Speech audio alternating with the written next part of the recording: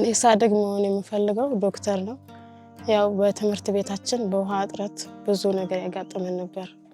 በየቤታችን ለመጠጥ ውሃ ይዘን ነበር የምንመጣው። እሱ ሲያልቅብን ትምህርታችን አቋርጠን ወደ ቤት ወይም ወደ ጎረቤት እንሄድ ነበር። በዚያ ትምህርታችን ይጓደልብን ነበር። ለመጸዳጃ ለሴቶች ክፍልም ለክፍላችንም ከሩቅም ከቅርብም በ5 ሊትር ይዘን እንመጣ ነበር። ይረፍድብን ነበር። በጣም ከባድ ነበር ያ በ5 ሊትር ተሸክሞ ለመምጣት። የውሃ ችግር እንግዲህ ሰፊ ነው። የመጠጥ ውሃ ችግር ሰፊ ነው። እንደዚህ በአንድ ሁለት ነገር ብቻ ብለን የምንጨርሰው አይደለም። 17 ዓመት ሙሉ ስንፈተንበት የቆየው ነገር ነው ማለት ነው።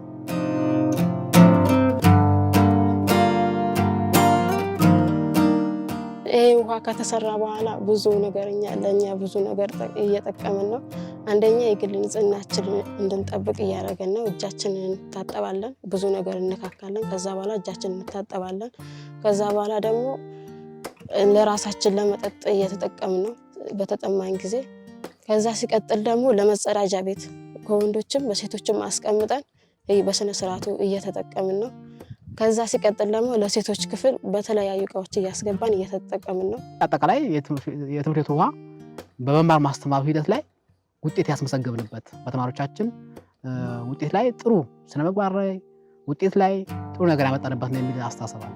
ወርልድ ቪዥን ኢትዮጵያ ይህንን ውሃ እስከ ቤታችን ስላመጣልን በትምህርት ቤቱ ስም በትምህርት ቤቱ ማህበረሰብ ስም እጅግ አብዝተን እናመሰግናለን።